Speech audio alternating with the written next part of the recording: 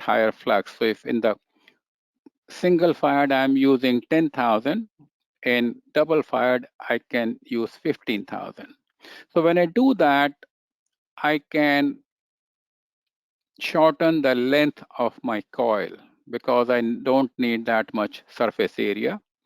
And as a result, I have two choices. I can keep the same velocity and have lower pressure drop, or I can increase the velocity, fluid mass velocity, and maintain the same pressure drop. It does offer lower residence time, lower coking, and more uniform heating of tubes. So this is some of the features. As you can see over here, typically each pass is almost like a cell over here. So one pass is like cell. And here also the last 5 tubes are put at 3D diameter, and the convection section is on the top in the center. There is one extra feature which has been incorporated in double fired heaters, and that is because each pass has its own radiant cell or radiant section. The designers are able to offer online spalling. So online spalling, what you do is you cut off your feed and inject steam. And when you inject steam, it kind of breaks the carbon coke from the tubes and removes the coke. And we can do that. And once we do that, it will lower the tube metal temperature. So let's say it is a 2-pass heater or 4-pass heater. We go on a reduced load, inject steam in one pass, and then clean it up partially, and then go to the second pass. And if there is a third pass or fourth pass, we do that. Uh, so that is one advantage which is there in double fired, and refiners make use of this facility to spall their heaters, reduce the tube metal temperature by about 100 degrees each time. But after 2 or 3 spalls, they again have to force or clean their fired heaters or coker heaters using pigging. Uh, so the question comes over here, if this heater is so good, what went wrong? Because in the last 5 years, there were 3 or 4 clients who have modern double-fired coker heaters, and they were experiencing only 3 to 4 months run length. So we started studying all the heaters, coker heaters, which we have worked on in the past 25 years. And we made a survey and we found several deficiencies in the double-fired coker heater design. And these things happen when everybody starts building coker heaters. Everybody, all heater companies can offer coker heaters now. And when all companies can offer the coker heaters, it becomes competitive. And once it becomes competitive, vendors start cutting corners and start trying to make heaters more and more compact. And once they do that, you have short run lengths. So if you cut corners, you will get nothing but short run lengths. So but that's what we want to talk about today, is how can we improve the run length. But the reason I'm saying is this has been a problem. We thought double fired heaters will be able to offer 1 year run length or even more, but I think the heaters which we are seeing in the industry are not able to do that. There is a couple of things like in coker heaters, tubes generally last for about 10 years, 8 to 10 years.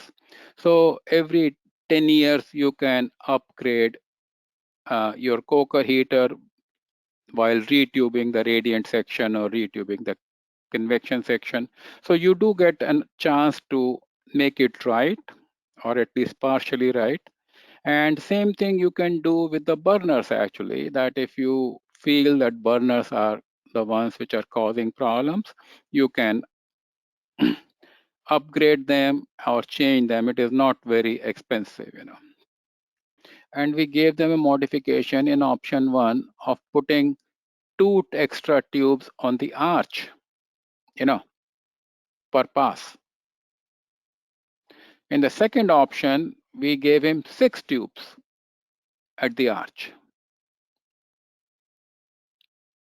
And in the third option, they had 2 rows of provision of 2 future rows in the convection section. And we said, hey, let's do this as well as add 2 more rows in the convection section. So basically, we gave him 3 upgrade options. And when you give them these options, you see the effect is very, very different, a profound effect. From 11,000 flux, we went all the way to 8,000 flux, 25% reduction in flux. We reduced the tube metal temperature from 1100 to 1057. And we also reduced the firing from whatever they were firing by about 8%, which is very, very profound. So keep an open mind whenever you are retubing your coker heaters and look at different options. Look at it is not necessary that whatever the heater vendor gave you 20 years ago, that is the optimum configuration. You can always upgrade, just like a computer, You can always upgrade the memory, you can always upgrade the hard drive.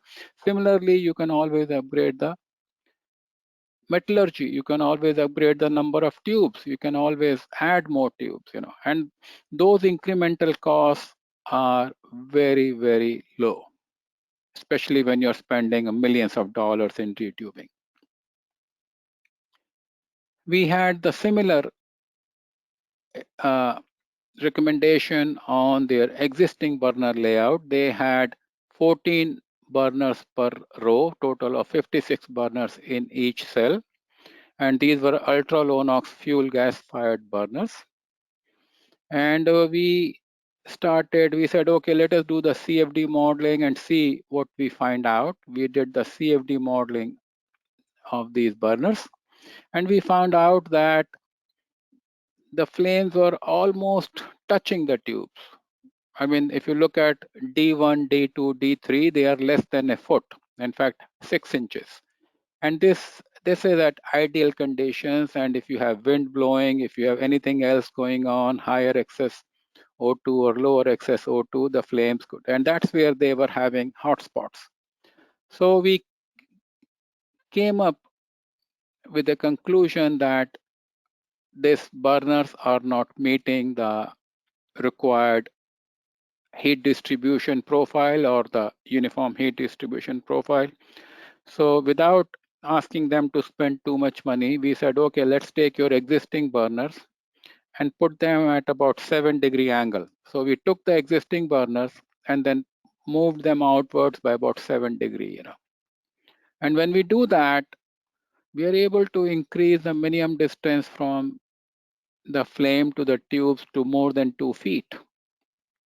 So, and typically 2 feet is the minimum accepted distance in the industry, So that's basically what we did, and it makes a lot of difference. I want to show you the second case of, again, coker heater retubing. This one is a single fired coker heater and a conventional coker heater with twin cells. There were 2 such heaters, so basically 4 cells again, and each cell was having 2 passes, common convection section, very central bridge wall with burners inclined at 15 degree. Again, this company was facing a lot of problems. They were decoking every 6-7 months. The tube life was very low, almost about 5 years. They were getting longer flames, and also they were having firing imbalance, which is the outside burners were required to be fired 30% harder than the inside burners. So that was another firing imbalance which was taking place, which is kind of unique to this heater. I have not seen it in other heaters. So again, we did the CFD modeling, and as you can see, even though the burners are 2 or 3 million BTUs, the flames were almost like 12 to 13 feet. That's how the flames are there, and we were getting high. You can see over here the high tube metal temperatures in the roof tube. That's where they had the most problems, somewhere over here. So the client said, hey, I want to go for retubing. And we said again, okay, if you're going for retubing, let us do something else. Let us give you some upgrade options. So we said we can put more tubes, we can put higher diameter tubes. And the client went with our recommendation. We ended up putting larger diameter 66 tubes. And this is the before and after, scenario. We moved the tubes up by about 2 feet and also installed a baffle to make sure they are protected from high flue gases. And when we did that, the performance of the heater improved substantially. This project was done about 3 years now. And you can see over here, we were able to reduce the flux. We were able to reduce the firing bridge wall temperature, and even the fluid mass velocity we were able to improve. I would want to tell you about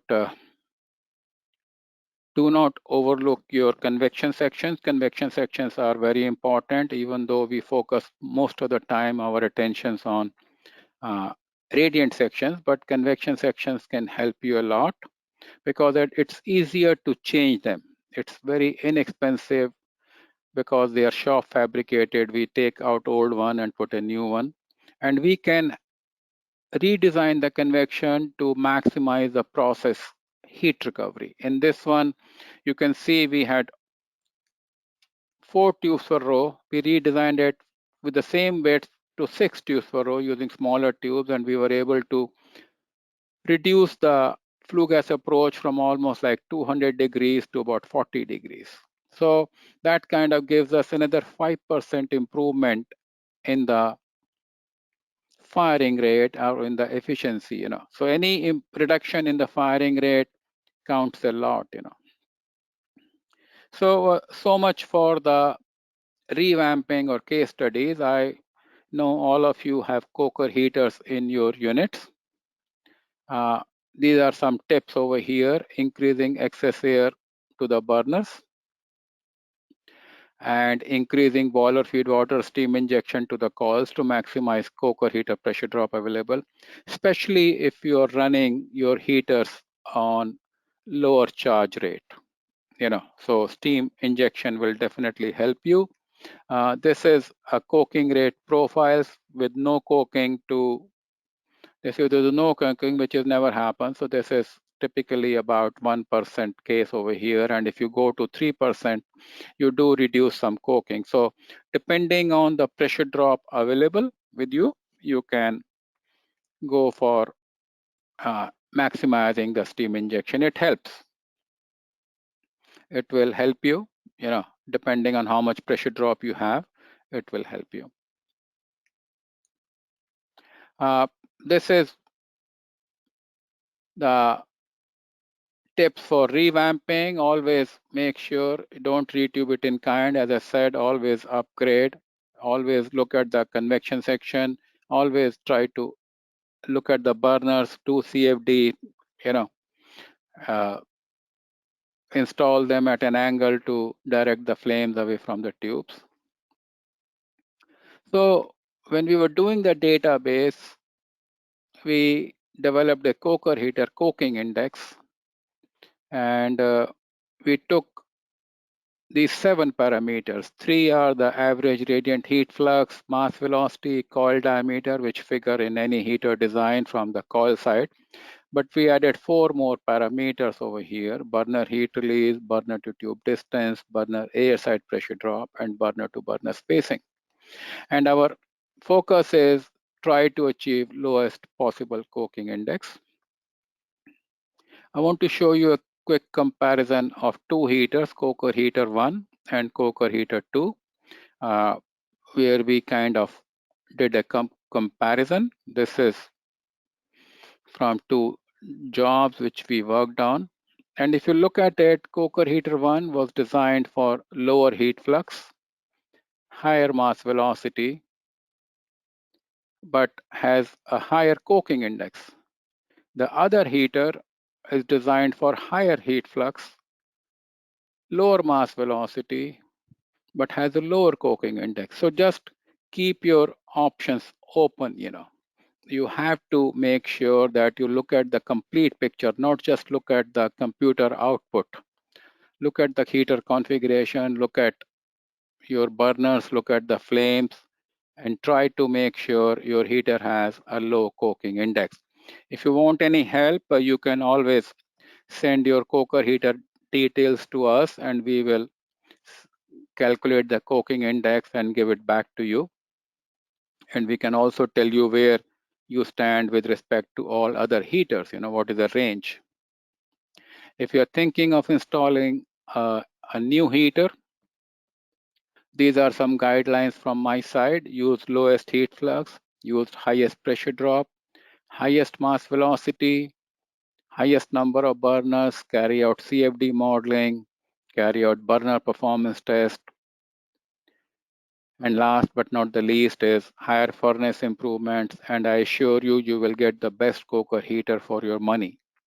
We will use our experience to work with the heater vendor, whomsoever you select, to get you the best Coker heater that you will be happy for the next 25 years. Challenge us with your projects. So thank you very much. I thank you again for spending time with me and giving me a patient hearing. I appreciate your time, and I will now open the presentation webinar for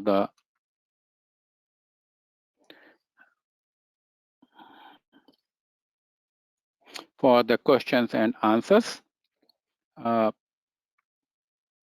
If you want to send me any questions, I do see some questions here.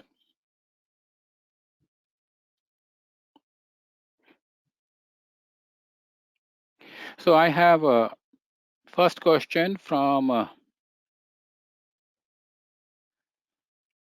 can you please explain the usage of various boiler feed water injection points in Coker heaters? Generally, we inject boiler feed water at convection inlet along with the feed, but when to use alternate injection points like at crossover or near the radiation? Very good question.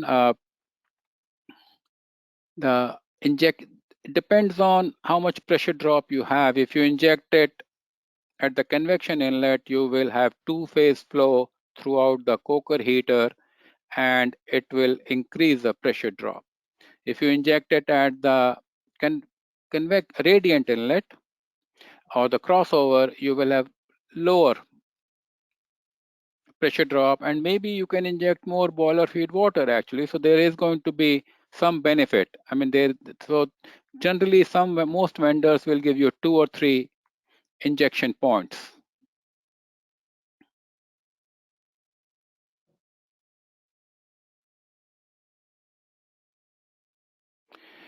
What is the maximum allowable heat flux during revamp scenarios if there is some margin in another design parameter? So Ganesh, I think, as I said, the maximum allowable heat flux could be around 15,000 for Coker heaters, double fired Coker heaters. You can even go higher actually, but you have to ensure that you don't affect the coking, So make sure if you have margin on burners, if you put more burners, as I showed you the comparison, you will be better off. Which is better, pigging or steam air decoking? So They're both equally good. It depends. However, in US, most of the people are going for pigging these days because pigging has advanced and pigging has improved. So you can go for pigging, but you can also do steam air decoking. When steam air decoking is done in-house, so there is no expenditure. You don't have to pay another company, outside company, for doing pigging. So, but in US, more people are going for pigging. It is faster, it is cleaner.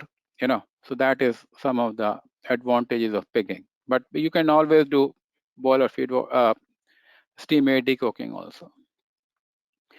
Boiler feed water or steam injection, most of the people do boiler feed water injection. Some people do steam injection, but most of the people, yeah. Coker index, the lower the better, yes. That is right. You have lower heater, which is, it will be coker.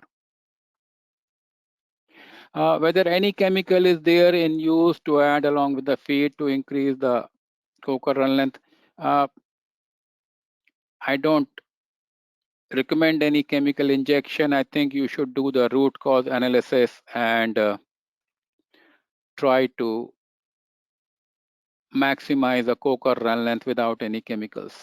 Chemicals are very expensive, and we had an experience where client was injecting chemicals. This was in the crude heater, not in the coker heater, but he was spending millions of dollars, and we fixed his heater and no more chemical injections.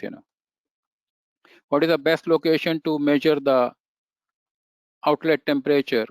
I think third tube from bottom is fine. Even the outlet is fine. I don't see a big difference by that time. I think the temperatures are, yeah.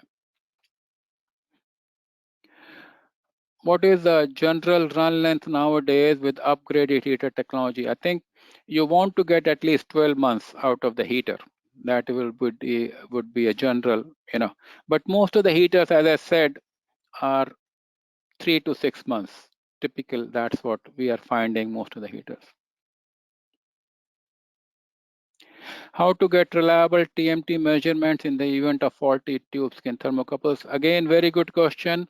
I want to tell you that there has been a lot of improvements or developments in the TMT thermocouple technology. The tube metal temperature indicators are very accurate now and reliable. At the same time, the infrared monitoring has also improved a lot, actually. In fact, you can even do it using your iPhone. There is an app and there is an attachment you can use to measure the TMT. So there is a lot of, what I suggest is cross-check. In US, typically a lot of these companies are doing it every 3 months, infrared surveys, and that gives them a good comparison tool. Will the steam injected change the characteristic of the feed? Yes, it does. It does not change the characteristic. It improves the vaporization. We have typical issues of furnace pigging since commissioning of at IOCL Gujarat. Can we post our query to you directly? Absolutely welcome. We will be more than handled to work with you. If we have separate radiant and separate convection sections and common stack, does it hold to increase our run length? No, it does not actually. Basically, again, the coking has to be there and checked whether it is happening in radiant section or in convection section. Is there any coating which increases the run length?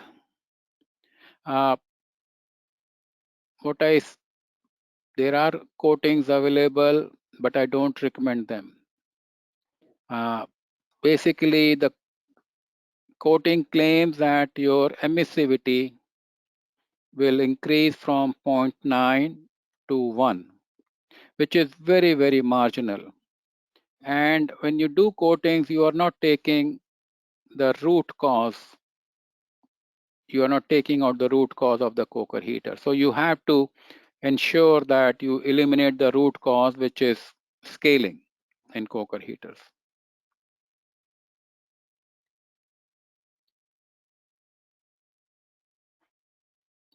Is symmetry affected the run length? It does sometimes. I don't have a direct experience of coker heaters, but I do have experience in crude heaters where the inlet piping symmetry or the manifold, yeah, does affect the run length. Will more boiler feed injection hurt run length or for additional duty requirement to vaporize this thing? Very good question. I think I did not cover it, but the more boiler feed water you inject, the higher will be the duty. In fact, if you put 3% boiler feed water as compared to no boiler feed water, the duty will go up by 15%. So there is a point where is a point of diminishing returns. Our recommendation will be to do it when the heater is mostly at turn down. That's where I think you will get it.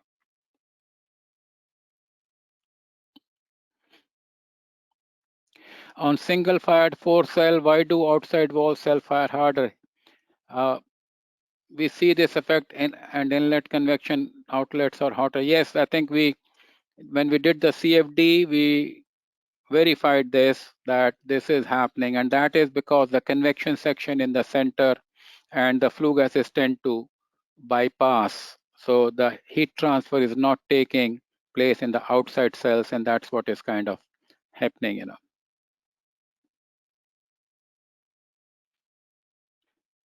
What happens? What frequency of spalling in heater pass? I would say every 2 to 3 months. That's typically how they do it.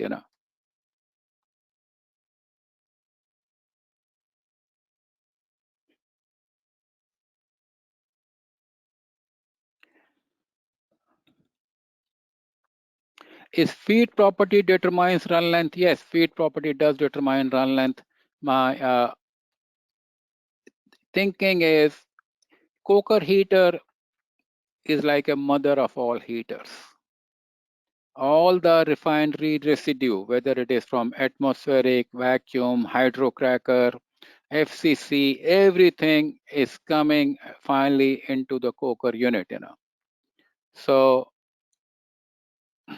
that's where you typically don't control what is going to the coker. So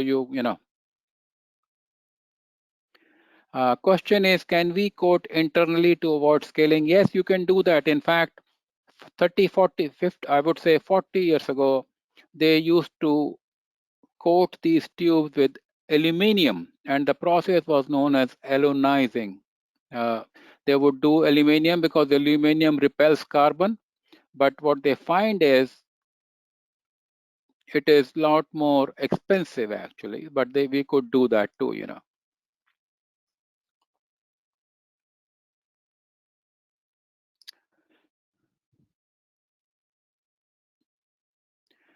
So I got how does feed properties affect run length? My coker heater is 20 to 30 days run length, which is horrible. Feed S14 is very, very high.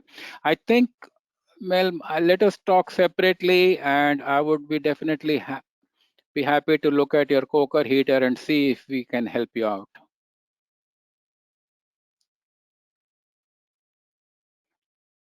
Is it advisable to go for spalling, looking at run length greater than 6 months, even though TMT or no? Or can we wait for TMT to go? I would suggest there are two issues here. Now, there are two factors: tube metal temperature and pressure drop. Most of the time, TMT limit is hit the first. So if your TMT is hitting first, you will be decoking it, but you also check the pressure drop.